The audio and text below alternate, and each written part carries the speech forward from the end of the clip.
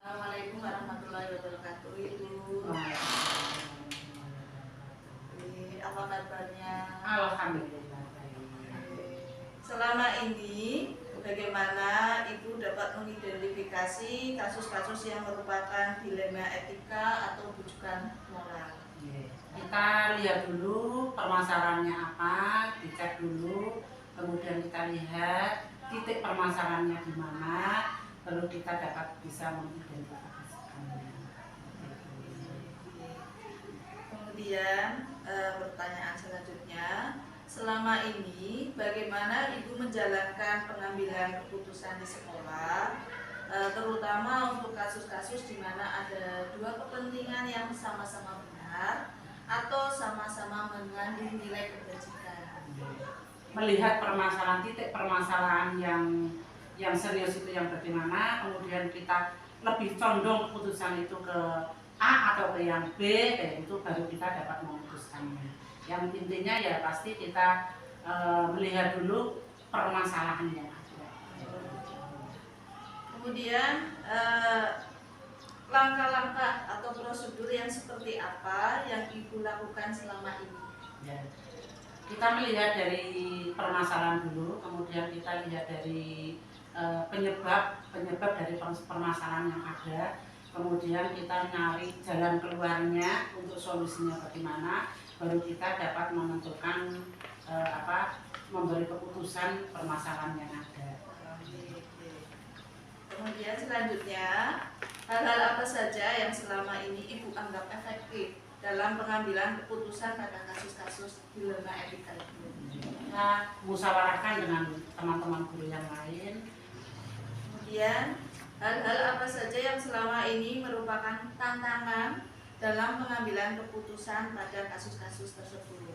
Kita berpihak pada sini memang ini benar, kita berpihak pada sini memang benar, ya kita harus ambil jalan tengahnya. Tantangan gitu deh. Kemudian apakah Ibu memiliki sebuah tata cara atau jadwal tertentu dalam sebuah penyelesaian kasus dilema etika, ataukah misalkan bisa diselesaikan langsung atau di tempat atau ada jadwalnya begitu? Iya. Kalau permasalahannya itu memang ringan bisa langsung diselesaikan, tapi kalau permasalahannya itu sedang ataupun berat, kita perlu menjadwalkan waktu untuk menyelesaikannya, untuk musyawarah dan lain sebagainya.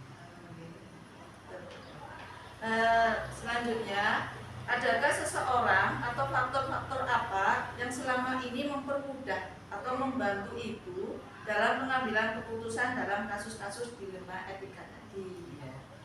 Kadang-kadang dari teman memberi masukan, atau mungkin dari pihak yang lain yang terkait dengan permasalahan itu memberi masukan, sehingga ya itu dapat saya jadikan sebagai pertimbangan untuk memutuskan permasalahan itu. Pertanyaan terakhir, dari semua hal yang telah disampaikan, pembelajaran apa yang dapat Ibu petik dari pengalaman Ibu tadi dalam mengambil keputusan itu? Pengalaman, menurut saya ya yang namanya pengalaman itu memang guru yang terbaik ya. Terima kasih Ibu sudah berkenan menjawab semua pertanyaan yang sudah saya ajukan.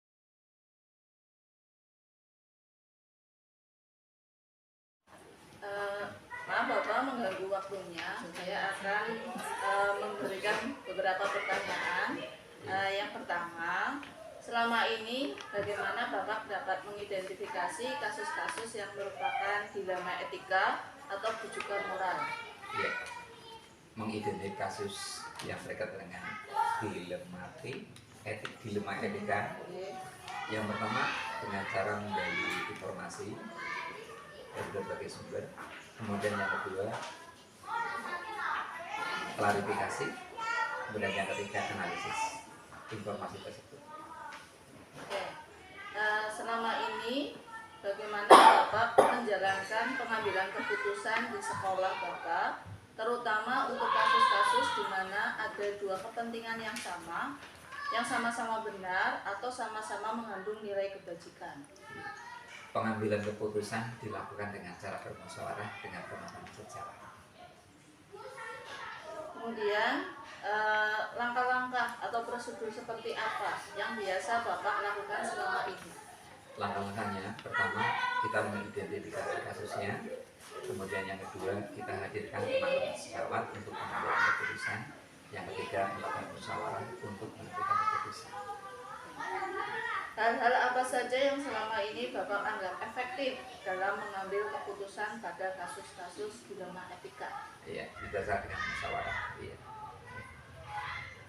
Hal-hal apa saja yang selama ini merupakan tantangan atau dalam pengambilan keputusan pada kasus-kasus tersebut? Oh, iya. Tantangannya itu untuk pengambilan keputusan, sebab kadang-kadang itu teman-teman mempunyai prinsip sendiri-sendiri, punya keyakinan sendiri yang harus disamakan. Kemudian lanjut ya, apakah Bapak memiliki sebuah tata kelola atau jadwal tertentu dalam sebuah penyelesaian kasus dilema etika? Apakah Bapak langsung menyelesaikan di tempat atau memiliki sebuah jadwal untuk menyelesaikannya? Untuk jadwal tidak ada. Kemudian untuk penyelesaiannya, apabila kasusnya ringan bisa segera diselesaikan di tempat. Namun apabila kasusnya agak berat atau tergolong berat, dilakukan beberapa kali rapat, beberapa kali pertemuan untuk pengambilan keputusan. Bentuk atau prosedur seperti apa yang Bapak jalankan? Melalui musyawarah. Ya, melalui musyawarah. Adakah seseorang atau faktor-faktor apa yang selama ini mempermudah atau membantu Bapak dalam pengambilan keputusan dalam kasus-kasus dilema etika? Iya. Yang membantu dalam pengambilan keputusan dilema etika tadi adalah teman-teman sejawat. Ya, teman-teman sejawat. Oke, pertanyaan terakhir. Dari semua hal yang telah disampaikan, pembelajaran apa yang dapat Bapak petik dari pengalaman Bapak dalam mengambil keputusan dilema etika? Ya, pembelajaran yang saya terima dari pengambilan cara tersebut bahwa pengambilan keputusan yang didasarkan pada musyawarah akan memberikan hasil yang terbaik untuk kemajuan di sekolah. Terima kasih untuk semua jawabannya.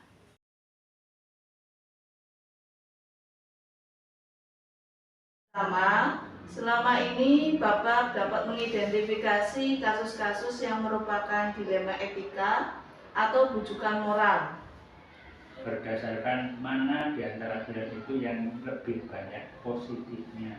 Yang kedua, selama ini bagaimana Bapak menjalankan pengambilan keputusan di sekolah Bapak, terutama untuk kasus-kasus di mana ada dua kepentingan yang sama-sama benar atau sama-sama mengandung nilai kebajikan.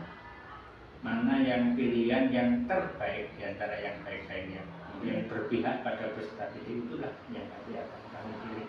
Langkah-langkah atau prosedur seperti apa yang biasa Bapak lakukan selama ini?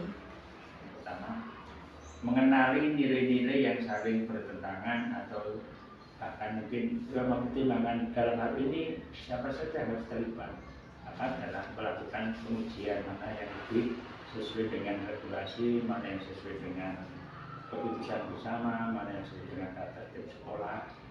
Kemudian menguji paradigma mana yang lebih benar, mana yang salah. Kemudian melakukan prinsip resolusi untuk mendapatkan Hal-hal apa saja yang selama ini Bapak anggap efektif dalam pengambilan keputusan pada kasus-kasus dilema etika tersebut? mengambil keputusan yang terbaik berdasarkan nilai-nilai kebajikan yang sifatnya universal. Hal-hal apa saja yang selama ini merupakan tantangan dalam pengambilan keputusan pada kasus-kasus dilema etika tadi?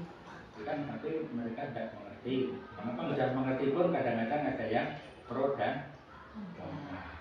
Dan apakah Bapak memiliki sebuah tata kelola atau jadwal tertentu dalam sebuah penyelesaian kasus dilema etika? Betul ya. Artinya tergantung kasus mana yang harus ditangani. Bentuk atau prosedur seperti apa yang Bapak jalankan ketika ada kasus yang langsung maupun tidak langsung? Ini kasusnya apa? Siapa yang perlu saya libatkan?